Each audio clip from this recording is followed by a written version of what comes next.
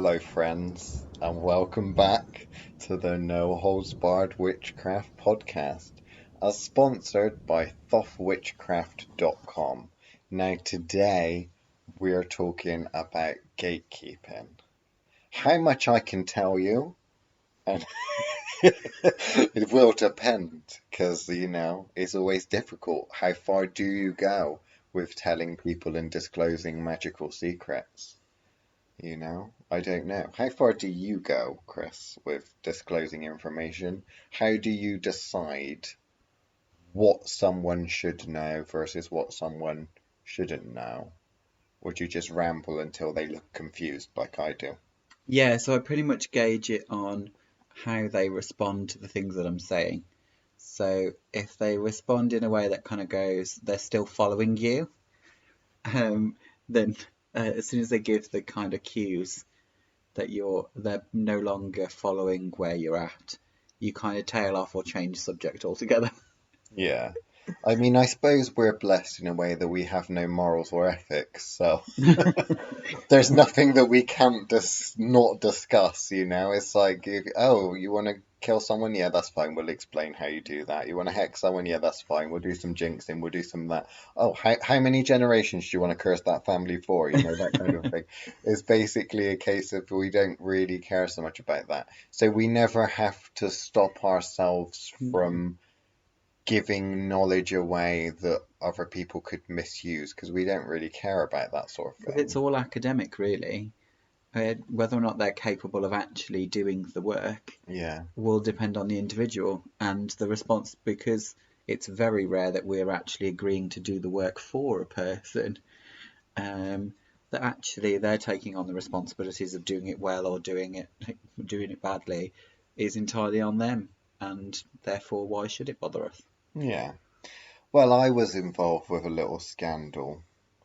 Actually, I won't say that. What I will talk about, I'll talk about that after the watershed. So after the 30-minute period's up, I'll tell you all about my scandal. Because normally all these podcasts, of course, go over. So most of them will condense down to 30 minutes and put on the regular podcast and on YouTube eventually. And then the extras, the outtakes and stuff, all the cool information that people really want to know, the scandalous things, go on the Patreon, the Thoth Witchcraft Patreon. For the So true supporters.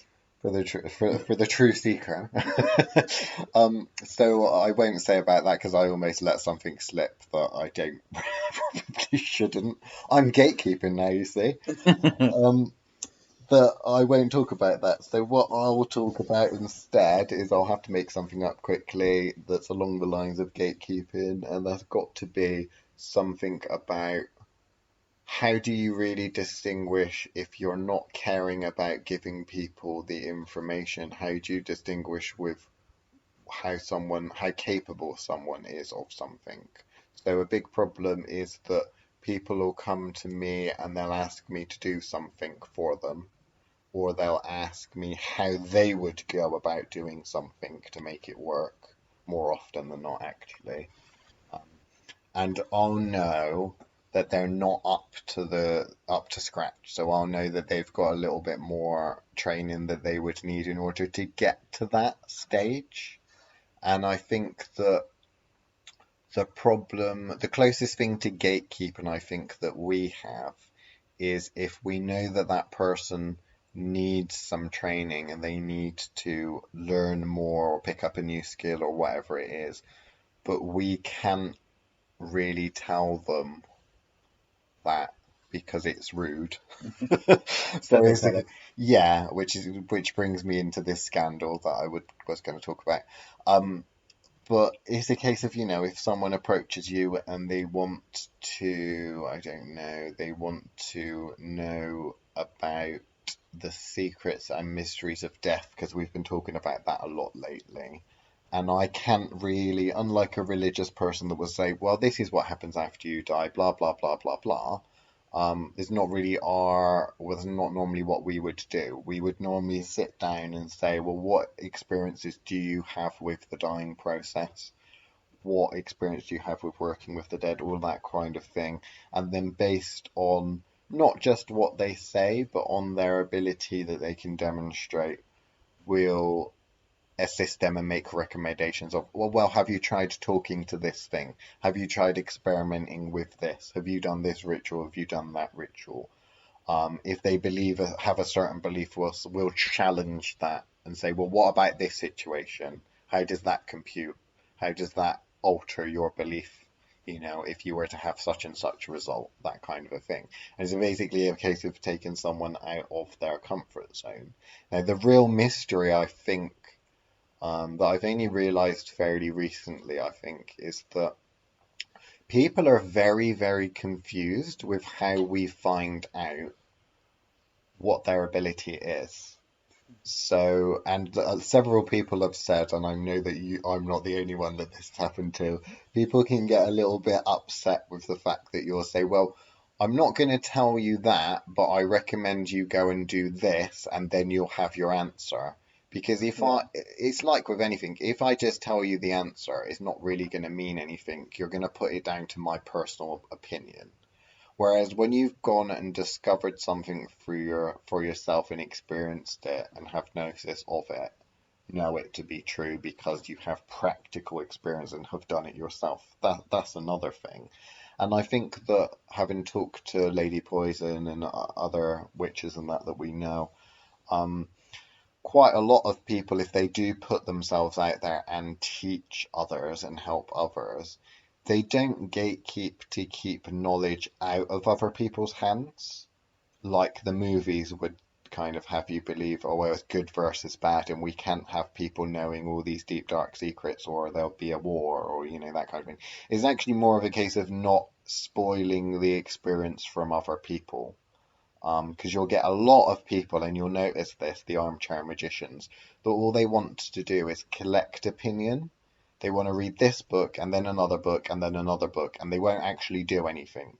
They'll just kind of amalgamate and categorize all of these correspondences, all of these belief systems and structures, but won't really explore any of them themselves. Would you agree with that? Yeah, they copy from one book of shadows to another book of shadows to another book of shadows. They're always looking for another guru, another piece of information. They're always trying to learn from someone else instead of the experimentation. And experimentation is so important when it comes to magic, because eventually you'll get to the point where there isn't anyone that can teach you because you're the one that's leading the research. You're so far down a very specific path that you're the furthest along that path. And then, well, what book are you going to read then? So, At which point it's finding assistance beyond this realm and going into other realms. It's interesting because if you're talking about spirits, gods, goddesses, that kind of thing, how do you feel that gatekeeping works from their perspective? Well, for them, I'm sure it works the same way as it works for, us on this plane. It's a case of, well, what can you handle? Some will have looser morals than others, and therefore will be willing to just, bam, there you go. You asked for it, you got it. Your choice. We always get on well with those spirits. Whereas, others will be a lot more cautious and consider the impacts that it may have on you. Whereas actually, I don't know which one I would actually prefer. It depends on the work, I guess. And it depends on your individual relationship with that spirit. So, whether or not they're going to be willing. And I think that works the same with gatekeeping, doesn't it, really? On a magical knowledge basis with the living, it's a case of, well, are you ready for it? Do you know? And I think a lot of traditions in the kind of more structured, organised of the witches in their lineage traditions tend to do it in a basis of questions, don't they? Which is a case of, well, if you can ask the right question, you must have enough knowledge to be ready for an answer. When it comes to coven work, and if you're wanting to gain initiation and work with a coven, they have like entry requirements, don't they? So they'll have tests and things like that. Magical orders, secret societies, that kind of thing. They normally always have tests, initiation tests, and that kind of a thing. I know that in a lot of these kind of New Age and Wiccan books, it's very much a case of, oh, you want to be initiated? I'll wave my hand and do this ritual. Whereas actually initiation from an ancient perspective and from, I think, a traditional witchcraft perspective, has always been a case of Complete these trials. completing trials and quests and worthiness, and that actually you get nothing for second place, and there is no award for taking part. You're in or you're out. You pass or you fail. You know, there's no real distinction. There's no, even to a certain extent, in many of them, second chance. Often, if you've been refused by, um, a coven leader or a priestess, that's it. Why is that? When it comes to the coven dynamics, why do you think that people do that? Is it literally to keep the group small, or is it because of the case of they only want a certain level of person there? Again, I think we were talking about something similar this morning, weren't we? Which is, in that situation, it's a safety aspect more than anything, and it's you want everybody to be at a certain level in order for it to be safe practice, especially if you're dealing with something experimental. If you're a coven that actually really likes to push boundaries, you're going to want to make sure that everybody is capable of actually being in that position. If you've then got a newbie starting who's completely new on their path, it's going to take a long time before they're ready to actually join you in that, which means essentially the alternative is to essentially exclude them until, or take the risk. Yeah, I suppose that actually that's another thing that I suppose people may not be aware of, is the fact that you may have been used to listening to people talk about inner orders and outer orders, or inner circle and outer circle. In a lot of traditional witchcraft, there's the coven and then there's the training coven. So Yeah. there's actually the actual coven that does the work and does the exploration, and that where the more advanced practices are. Everyone's earned their place there. And then the training coven is really a kind of almost interview process where you'll Yeah. be may, if you're lucky enough to get invited to work with these people. Sometimes you may or may not be aware that you are in a training coven. Yeah. Um, and then when it comes to gatekeeping and I was stuff going to like say that's that, gatekeeping within gatekeeping. yeah, that's gatekeeping within gatekeeping. I mean, when you're talking about interview processes and stuff like that, very often, if you have a structured organization, and a coven to a certain extent is a structured organization, then you do have to kind of pass that knowledge down, and the people need to be worthy and capable of holding the office that they hold. Otherwise, things go to crap. Um, but how you go about doing that, that needs to be a rigorous process. And from an ancient perspective, certainly when you look at tribal culture, the people that, whether it be the elders of the tribe or the community, they were the ones that memorized the stories. They were the ones that made big decisions, and they were the ones that had the toughest lives because they had the way of being responsible for their tribe, but also knowing the inner mysteries and the secrets. And You know, making the hardest of decisions. yeah, heavy is the head that wears the crown. When you're the captain of a ship and you steer into an iceberg, it's your fault. Yeah. This is why, again, you have that captain always goes down with the ship. Everybody else should get off, but it's their responsibility to see it through. Yeah.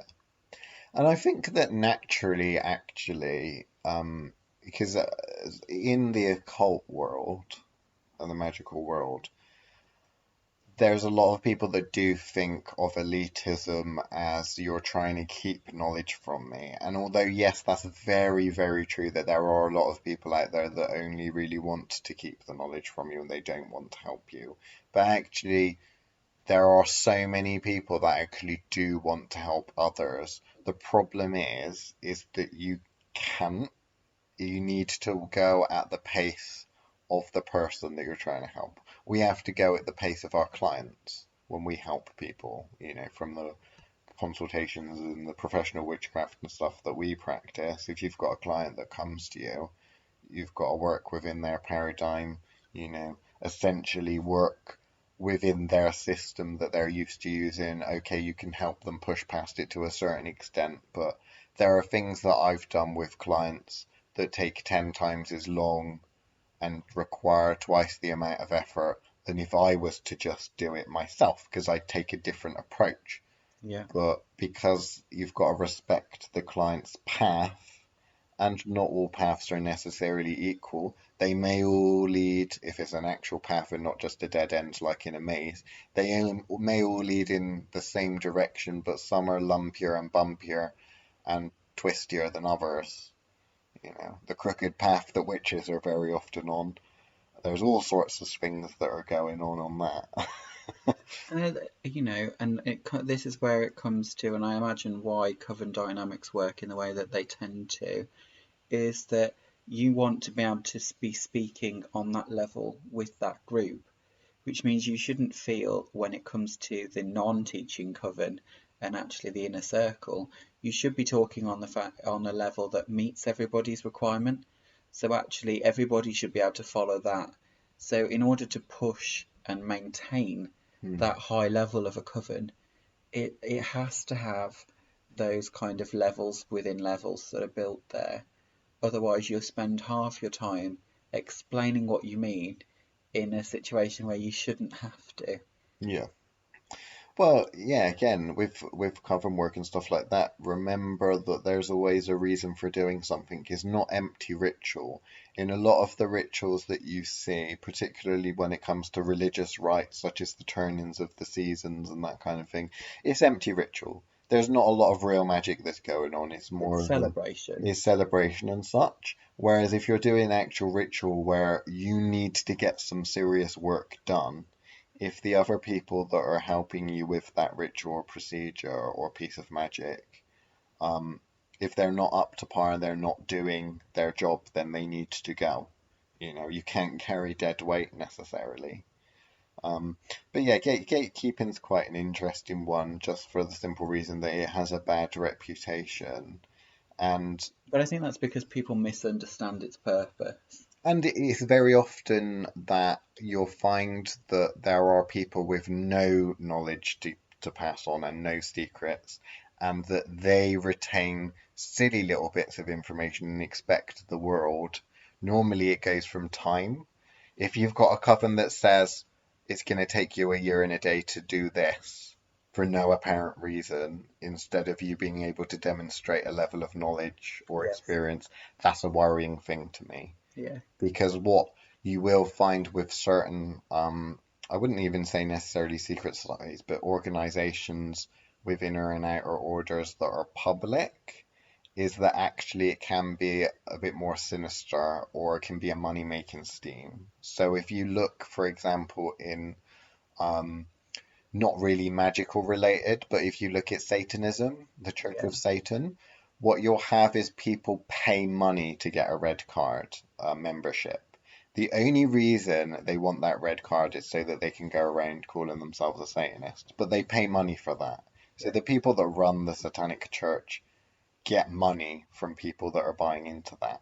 When it comes to secret societies and magical orders, such as, say, the famous one, the Hermetic Order of the Golden Dawn, the Victorian Secret Society, they had grades that would take X amount of time. So the first grade, the neophyte grade, would take a year, and you'd have to do this, that, and the other, and it would be very time specific.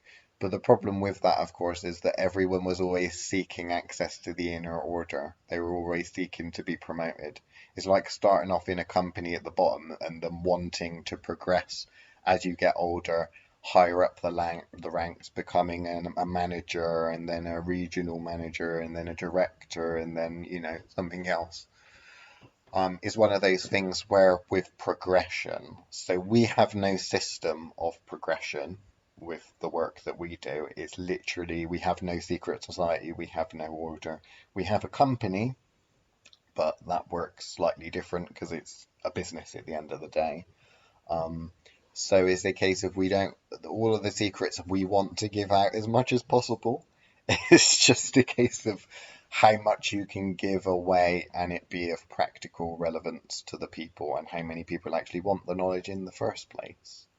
But it's something that I have seen quite a lot with people will set themselves up not knowing any more than a basic Wiccan Book of Shadows and then trying to sell themselves as some kind of adept and, saying, well, you've got to clean my house for a year and a day and then eventually I'll give you a little bit of information. And actually, from our perspective, we try to push people as hard and fast as we can. For us, time is important, for the sort of people that say, I want this is done as soon as possible. I want it all and I want it now. I like those people. A lot of people will say, no, no, no, you need to take your time and stuff. For me, it's about uh, efficiency. Like, I want my students to go as far as possible and achieve what they want as quick as possible. And yes, there's work that needs to be put involved. And, if you're going to the Open University and studying in your own time, yes, we can take account of the fact that, okay, some students may not want to be pushed as hard and fast as others, but you decide when you come to us how quickly you want to progress and how tough a time you want. But pressure does make diamonds at the end of the day. So, what about magical conversations and subtext? Because, of course, we've both attended pagan moots and things like that, and you'll find that various people won't necessarily go off in a corner and discuss things, although that is the case sometimes, but very often you'll have 2 or 3 conversations that are all going on in open, but it's all subtext. So some people in an organization or in a meeting, particularly if it's an open circle kind of meeting, will talk about one thing when they're actually talking about something else. Yeah. So the newbies, baby witches they're calling themselves now. Oh, don't. I know, tell me about it. Will think that you're talking about one thing when actually 2 or 3 other people in the group, in the meeting, will realise what you're actually talking about. And there can be levels. You'll find in public ritual that may also be the case, where you may think what's going on, but actually there's another level that certain people are working on that's beyond that. So what's your experience with that kind of a thing, and what's the reason behind that? Um, A lot of it is it's a case of we live in a world where inclusivity is key, and obviously that's I think why gatekeeping gets such a bad rap. But essentially, there is, like I said, the safety measure is always paramount for it, but also is a case of, you've worked hard for this information. Why should it be given to a certain extent so freely?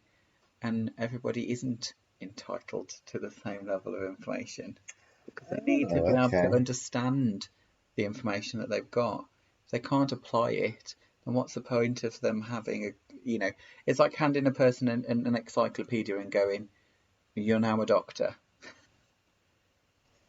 Yeah, I don't know if I'd agree with that. I think I understand where you're coming from. I agree with the second point, but when it comes to if I've had to work really difficult for something, I don't want my students to have to work as hard for that thing. Well, I don't mean it like that. So maybe I phrased it wrong, but I don't mean as in it's a case of there are some things that can't just be learnt by being told.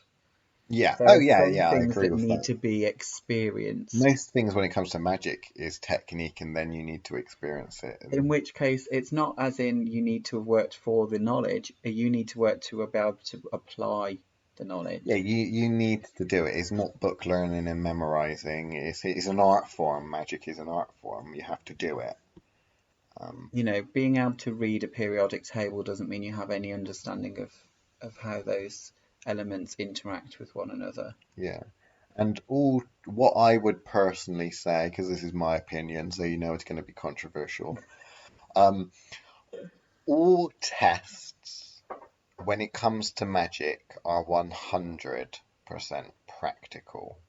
and all these Wiccan diplomas from the Center of Excellence and New Age diplomas in Reiki, where you learn information and spiel it back out, you know, that is not how you test someone. You test someone on ability and how they can explain, and if you change a variable, how they react to that variable change. You'll find that if you're on a magical path or you're going down a magical path, memorizing information does not help you in the long run. No. And that there are a lot of people that will try to sell you courses and stuff like that, whereby, oh, you just have to read this, read that course material, and then answer these multiple choice questions. Just being able to read a recipe doesn't mean you can make the perfect souffle. Yeah. And the thing is, the point as well, people often think that the aim is to read the recipe. So if we're using, because I like to use cooking as an example, It's a good example. Is the fact that you may think that being a cook or a chef is about learning recipes and then being able to tweak those recipes. In reality, it's about creating your own dishes. So someone obviously invented, or a group of people may have invented, lasagna or pizza or that kind of a thing. Well, you're passing on a form. You're passing on, well, for something to be spaghetti bolognese. I'm sorry if you're Italian, because I know you don't like to use the term spaghetti bolognese, but we do over here. In order to be spaghetti bolognese, it has to have certain things incorporated into that dish. A poor cook goes and buys a pre-made one and heats it up in the microwave. Someone that's not particularly adept but on a path, a beginner, goes and follows a recipe. A true adept, a proper chef, decides, what do I want to make? What do all these ingredients do? What's the flavor? What's going to be the final result of this?